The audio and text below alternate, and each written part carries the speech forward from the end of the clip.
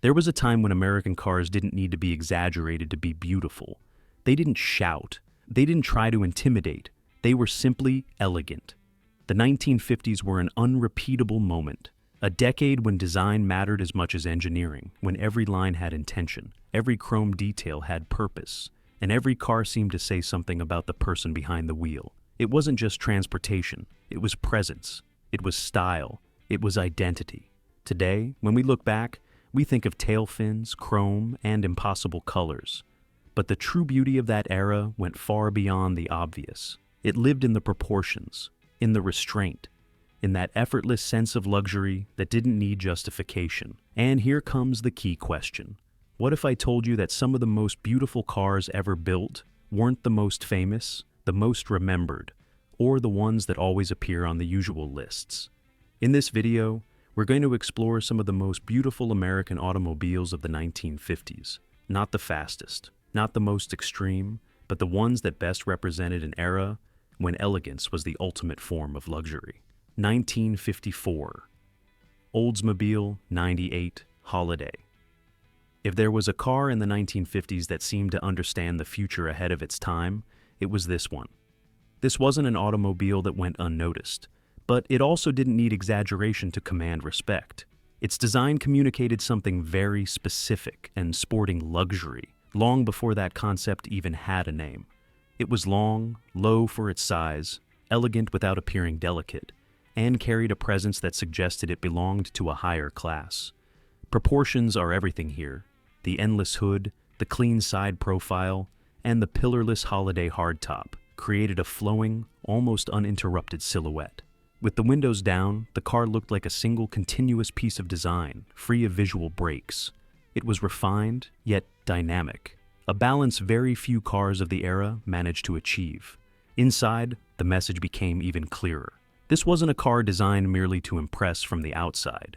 High-quality materials, wide seating, elegant instrumentation, and an atmosphere that made the journey part of the pleasure, not just the destination. It was built for long distances traveled calmly, in style, and in absolute comfort. Under the hood sat the legendary 324 cubic inch Rocket 5.8, one of the most respected engines of its time. In its stronger configurations, it produced over 230 horsepower, serious output for the mid-1950s.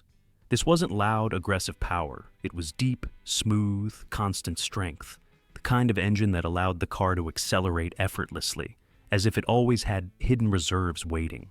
And that is the secret behind its beauty. It wasn't a car trying to grab attention. It was a car that carried presence naturally. Today, the Oldsmobile 98 Holiday is one of those classics many people overlook, yet it has aged with remarkable dignity.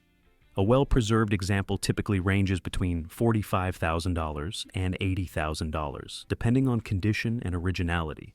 Figures that reflect not only its size and luxury, but also its historical importance. It wasn't a muscle car. It wasn't a sports car. But it was one of the most elegant expressions of American luxury in the 1950s. And the best part is, this is only the beginning of the journey. 1952 to 1953. Buick Roadmaster convertible. If the Oldsmobile represented emerging sporting luxury, the Roadmaster was something else entirely. It was flowing luxury, almost architectural, a car that didn't feel drawn from lines, but sculpted from volume. The early 1950s Roadmaster had a presence that was impossible to ignore. Long, wide, and surprisingly low for its size, with a body that seemed to glide over the pavement. Everything about it conveyed solidity, but also elegance. There was no visual tension, no aggression, just a feeling of absolute confidence. The secret to its beauty was the way the shapes flowed together.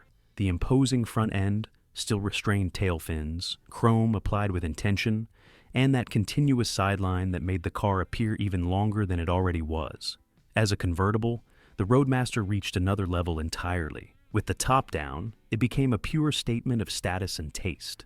Inside, the experience felt like a rolling living room, broad seats, premium materials, and a level of isolation that seemed to erase the outside world. This wasn't a car meant to be driven in a hurry. It was a car meant to savor, to let the road pass slowly, while everything around you felt calm and controlled. Under the hood lived one of Buick's most iconic engines, the 322 cubic inch nailhead, capable of producing around 236 horsepower. It wasn't built to impress on paper. It was built to deliver strong torque from very low RPM, and that is its greatest aesthetic virtue. The Roadmaster didn't need to look sporty to be desirable. It didn't need exaggeration to be elegant. Its beauty lived in its calmness, in its perfectly distributed visual weight, and in the sense that everything was exactly where it was meant to be. Today, a well-preserved Buick Roadmaster convertible typically ranges from $60,000 to $100,000, depending on condition and restoration. A reflection of what it has always been. A car for those who understood that true luxury never needs explanation. 1954. Cadillac Series 62. Coupe de Ville. Before Cadillac fully surrendered to oversized tail fins and visual drama, there was this almost perfect moment. The early 1950s Series 62 is, for many, the definition of classic American elegance. Its design is clean, balanced, and deeply cinematic.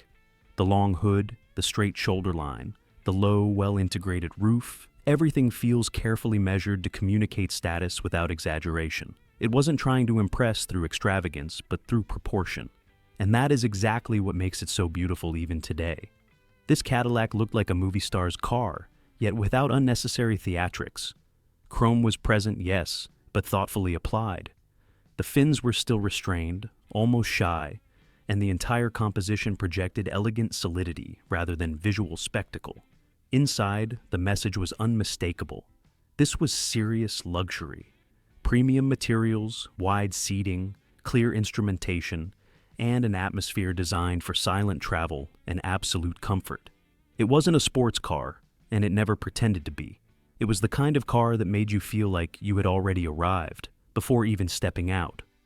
Under the hood, Cadillac fitted its refined 331 cubic inch V8, producing roughly 210 to 230 horsepower, depending on the year. It gained speed effortlessly, without vibration or urgency. It was velocity wrapped in silk, something very few manufacturers knew how to deliver so well.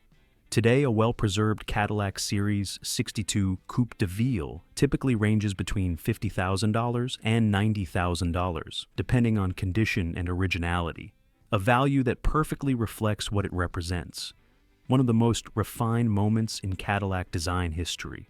And now, I want to hear your opinion. Do you prefer this kind of restrained, classic elegance, or the more exaggerated style Cadillac would embrace just a few years later? Leave it in the comments, because that answer says a lot about how each of us understands beauty in the 1950s. 1953 Packard Caribbean. This car was never meant to please everyone, and that was exactly its problem, and its greatest virtue. While Cadillac and Buick aimed for broad desirability, Packard did something different with the Caribbean. It built a car designed to impress only a select few. It was exclusive by concept, not by marketing, and you could feel that in every detail.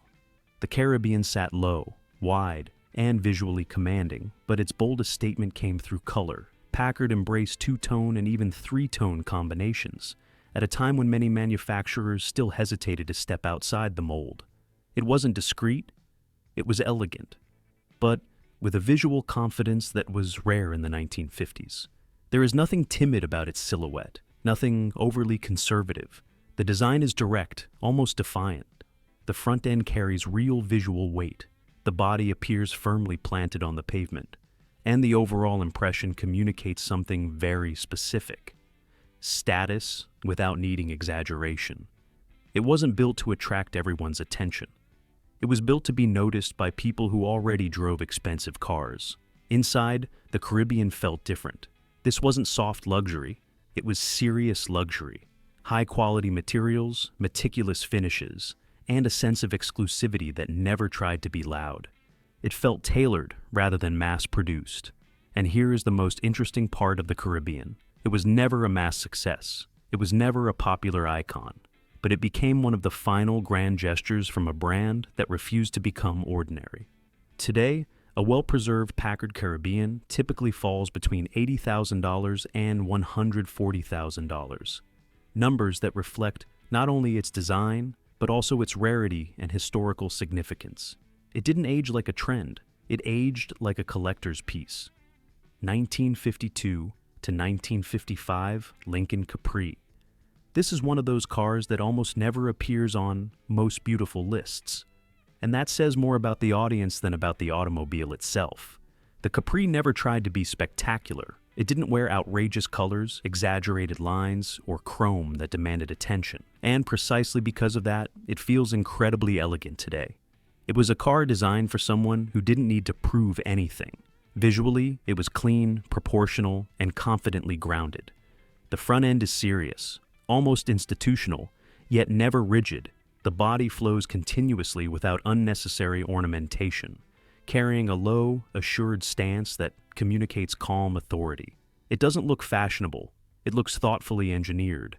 Lincoln occupied a very particular space with this car. It wasn't as ostentatious as a Cadillac, nor as sporty as some rivals. It felt more European in spirit, more restrained, more sober. That subtlety made it invisible to many, but irresistible to others. Inside, the Capri reinforced the idea of rational luxury. Spacious, comfortable, well-finished, and free from theatrics. Everything was exactly where it should be. It was built for long-distance travel, without fatigue, without noise, and without the feeling of being surrounded by excess. Under the hood, the Capri featured large Lincoln V8 engines. First the 317 cubic inches, later the 341, producing around 225 horsepower. These were smooth engines, designed to deliver authority without drama. And that is its charm. The Capri didn't seek applause. It was built to endure. Today, a well-preserved Lincoln Capri typically ranges between $35,000 and $65,000. Relatively modest figures for a car with this level of design, presence, and history. It remains an underrated gem. And perhaps that is exactly what makes it so appealing. 1950 to 1952, Chrysler Windsor Deluxe. This car plays a very dangerous game in a video like this, looking too proper. The Windsor doesn't try to seduce you at first glance. It lacks the obvious glamour of a Cadillac and the bold personality of a Packard Caribbean. Its design is conservative, almost formal, and precisely because of that, many people overlook it. But when you take a slower look, it begins to reveal something deeper. The lines are clean, balanced, and surprisingly European for an early 1950s American car. There is no exaggeration, no theatrical gesture. Everything feels measured. It's the kind of automobile that doesn't shout, "Look at me." Yet the longer you observe it, the better it ages in your mind. The Windsor represents a type of elegance that barely exists anymore. Quiet, polite, engineered to last for decades rather than just a season. It's easy to picture it parked in front of a classic hotel, or gliding down a secondary highway with total composure, never trying to prove anything. Inside, the philosophy was clear: real comfort, generous space, wide seating, thoughtfully finished materials, and a sense of solidity that made everything feel under control. This was a car built to be used every day, for many years. And here is what makes the Windsor Deluxe so interesting. It was never an aspirational car. It was never a pop icon, but it was a perfect example of conservative good taste. Today, a well-preserved Chrysler Windsor Deluxe typically ranges between $30,000 and $55,000. Relatively accessible numbers for a vehicle with this level of presence and historical quality. It's one of those classics that appreciates not because of fame, but because of coherence. And now, a direct question for you. Are you drawn to this kind of sober, understated elegance? Or do you prefer the louder, more theatrical designs of the 1950s? Leave it in the comments. 1951, Nash Ambassador Custom. This car belongs to a very special category, the future that arrived too early. While most American manufacturers were still committed to heavy lines and traditional proportions, Nash chose a different path. The Ambassador didn't look aggressive, sporty, or luxurious in the classic sense. It looked different. And in the 1950s, that wasn't always an advantage. Its design is rounded, aerodynamic, and strikingly modern even today. The lines flow without harsh interruptions, the front end is clean, and the overall shape conveys an unusual sense of visual efficiency for the era. There is no drama, no unnecessary ornamentation. By American standards of the time, it was almost minimalist. What makes this even more compelling is that the aesthetic wasn't just about style. Nash was obsessed with aerodynamics and efficiency long before those ideas became fashionable. The Ambassador Custom was designed to slice through the air, to ride smoothly and steadily, to travel quickly without visual or mechanical strain. Inside, the same logic prevailed. Generous space, an airy atmosphere, and a layout focused on real comfort rather than ostentatious luxury. This was a car designed to be used, not simply admired from a distance. Today, a well-preserved Nash Ambassador Custom typically sits between $25,000 and $45,000, making it one of the most underrated examples of 1950s American design. It isn't famous, it isn't obvious, but it is unquestionably one of the most interesting cars in this group. 1954 to 1956, Pontiac Star Chief Convertible. This car exists to challenge a very common assumption, that Pontiac was always a rough, performance-first brand.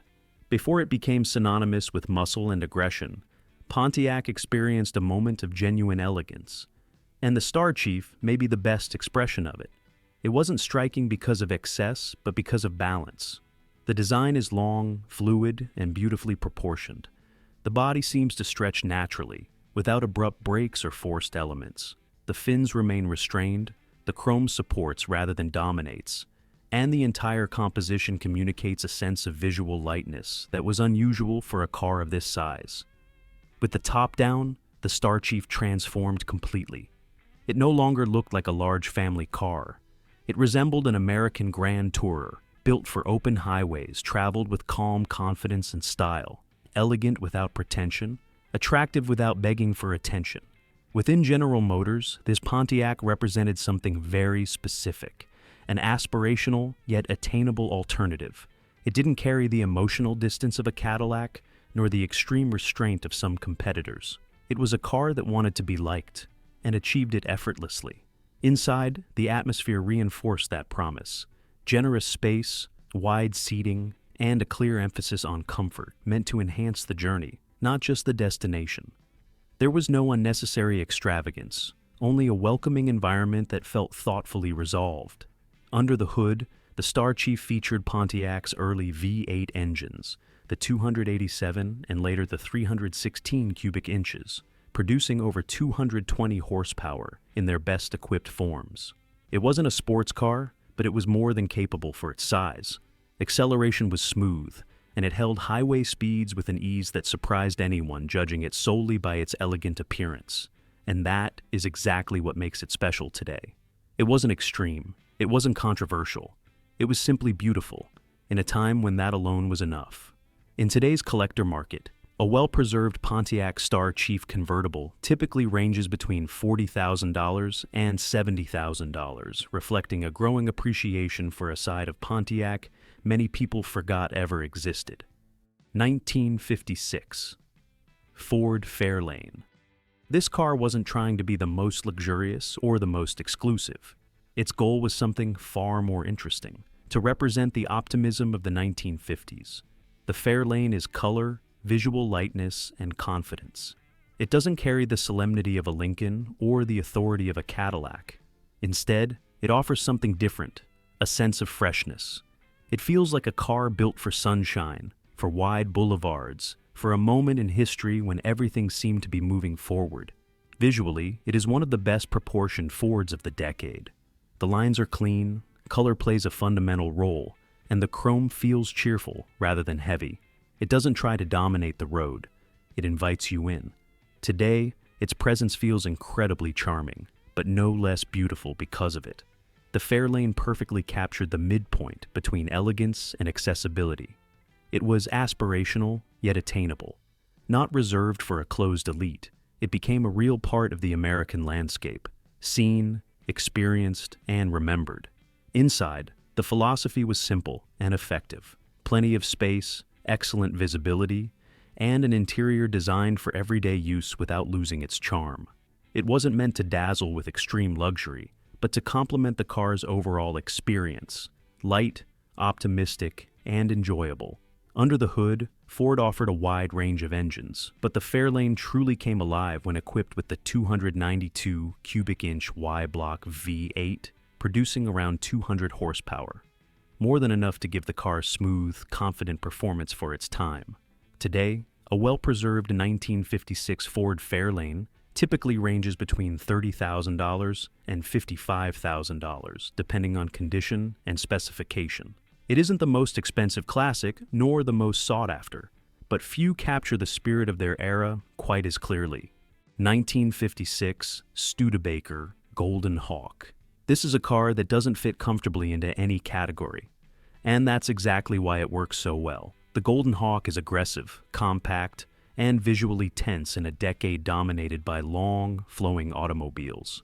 It doesn't look relaxed, it doesn't look ceremonial, it looks determined. And that makes it an aesthetic rarity among 1950s cars.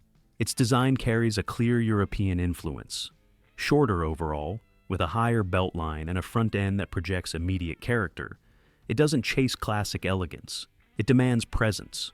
The bulging hood, bold grille, and unconventional proportions make it feel almost like an outsider surrounded by refined luxury cruisers.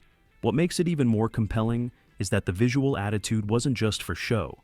Studebaker decided the Golden Hawk shouldn't merely look fast, it had to be fast.